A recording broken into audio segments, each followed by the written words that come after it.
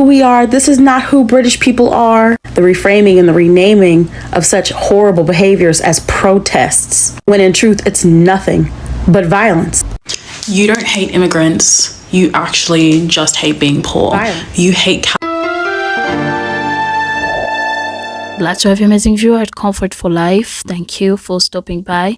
If you're new here, to your collection of TikTok videos for educational purposes. Don't forget to subscribe to the channel. To my returning subscribers, I love and appreciate you. Thank you so much. I don't take for granted the time that you're spending on this channel. In today's video, we are still on the riot in the UK on immigrants.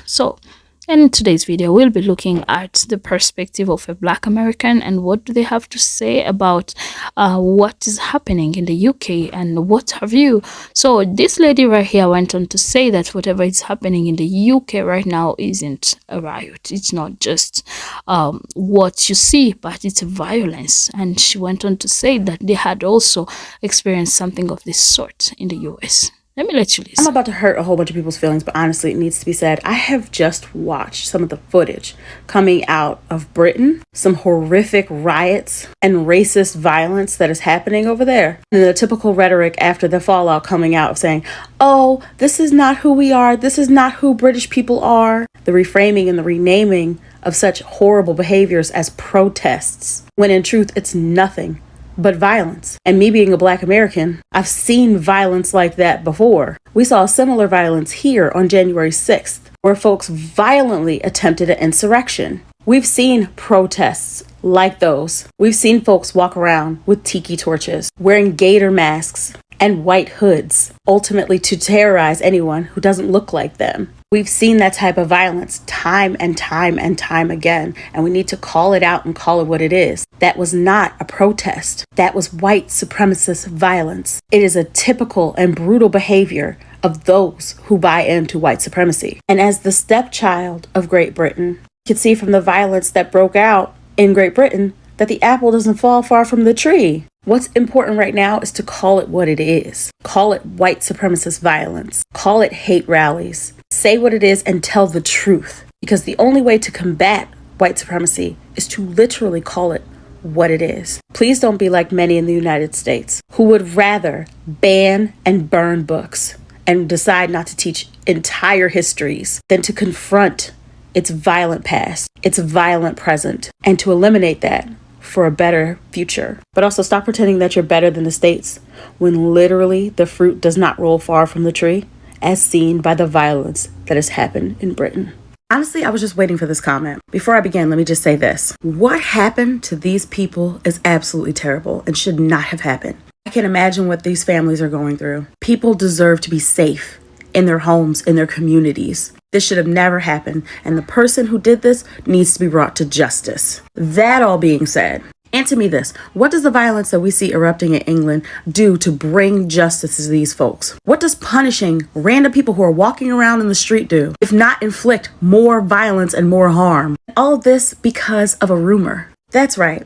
Intentionally planted misinformation has led a bunch of folks who already carried bigoted ideas, bigoted sentiments, to commit atrocious acts for almost a week. Come to find out the person who harmed those little girls was actually born in Wales. But again, even if they weren't, what does punishing an entire immigrant community do to bring justice to these folks? Reminds me of another story, something that happened here, where a young Black man was accused of violating a white woman. Note I said accused. The story goes that he tripped in an elevator. Because of how he landed, folks alleged that he assaulted this young woman. This information spread as it does because there was already racist sentiments for that misinformation to grow. And what resulted in 2 days of absolute violence, burning buildings, burning homes, burning churches, burning businesses, burning bodies. And when it was all said and done, hundreds of Black folks were dead. Thousands more were displaced. An entire thriving neighborhood was wiped off the map,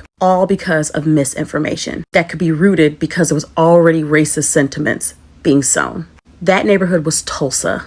So yeah, once again, another example of how the apple doesn't fall far from the tree, and the stepchild of the British Empire echoes its similar behavior. Collective punishment has never solved anything. It's only ever made things worse. And at least in one of these cases, the person who caused the harm was born a citizen there. Again, even if they weren't, collective punishment does not solve anything.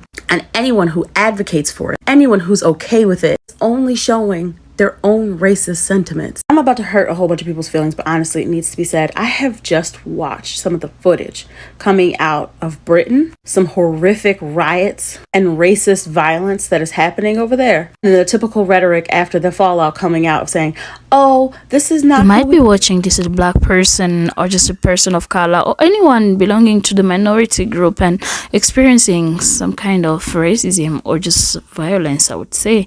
And you might be thinking, what's wrong with me? What have I done?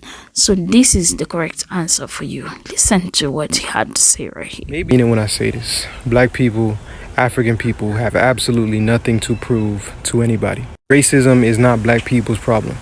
The perception of black people is not black people's problem. It is their problem to fix. What more can you do to earn your humanity?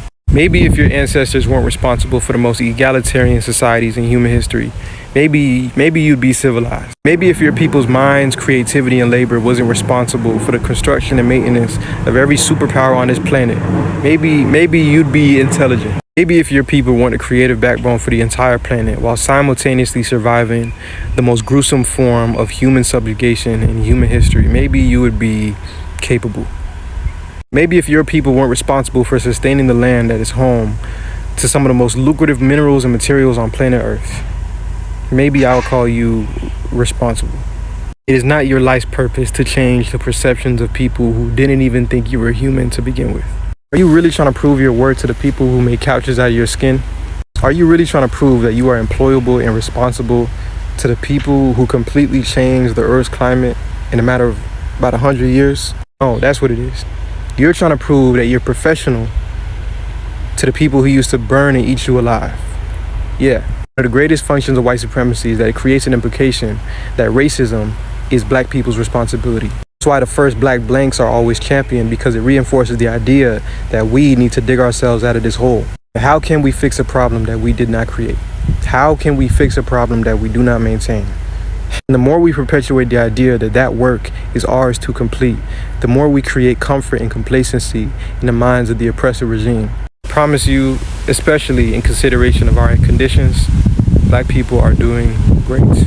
You have nothing to prove. Well, I've been thinking a lot about this proverbial cookout in our safe and sacred spaces. Who is given or granted access to those spaces? And I've also been thinking about the pettiness of racism. Things like we couldn't even swim in the same damn pool. We couldn't drink from the same water fountains. In certain places, we couldn't eat vanilla ice cream unless it was like one time a year. Vanilla ice cream. We couldn't use the same bathrooms. We couldn't use the same waiting room. We couldn't sit in the same spaces. At certain points, we couldn't go to the same schools. Couldn't go to the same doctors, dentists. Couldn't be in the same sororities or fraternities. Couldn't be a part of certain unions. It is only within the last few generations that those doors have begun to open to us. And it bothers me that after all of that closure, historically, to us, after only just getting access to these places within like my mom's generation, we now find it imperative to allow access to some of our most sacred spaces where we just to get to exist. That don't bother y'all? You don't hate immigrants. You actually just hate being poor. You hate capitalism. You hate that you have to work so hard to just maintain a basic standard of living. I feel like people don't understand how much classism plays into the power structures within our societies and how much classism and the unequal distribution of wealth affects you every single day. And then politicians and the media and governments convince you to be angry at these scapegoat people who have nothing to do with the situation. Because if the immigrants weren't in your country, if the migrants weren't in your country, who do you think would be doing those low-paying minimum wage jobs? It would be you, other poor people. So like, it's not their fault. Like, this is not to excuse racism or bigotry or anything, because that is disgusting, but your anger is misplaced. It is so misplaced. You need to educate yourself and be angry at the right things and the right people in order to change. Do you know what's absolutely baffling me the most? More than anything, with all the racists on the street right now rioting and beating people up, is that their number one argument is all these foreigners are coming into our country stealing our jobs. Why none of you at fucking work then? Why none of you at work? Because it's giving zero work ethic. It's giving, you haven't even got one tooth, let alone 1 degree. Okay? You've got absolutely fuck all going on in here. Nothing. It's because you get up at 9 in the morning and sit at Weatherspoons drinking. Also crazy that you hate anyone that isn't white, except you're not even white anymore, Simon, are you? You're bright fucking red because your blood pressure is through the roof, because you drink Stella for breakfast, lunch and tea. Okay, you look like a fucking tomato. You look like a fucking tomato. You're embarrassing. You're embarrassing our entire nation. Go home and get a fucking job, you prick. It's so encouraging to see that even in the midst of confusion and people trying to be insensitive, there are still people who are having their sense of humor, and they are they are choosing to see things subjectively, and this is what will keep us going. You know what? If you are scared, you are horrified, you are trembling right now, you can't leave your house in the UK right now, wherever you're living, so just bear in mind that there are people who are out there who understand that you are doing the right thing at the right time, and that's your place, and nobody should tell you otherwise. So yeah, so what else should we say? What do you think about this video? I don't want to lock you out. Leave your thoughts in the comment section. Let's make the comment section interactive. Goodbye for now. Appreciate you. You can also check out for more. There are a lot of contents that you can learn from on this channel.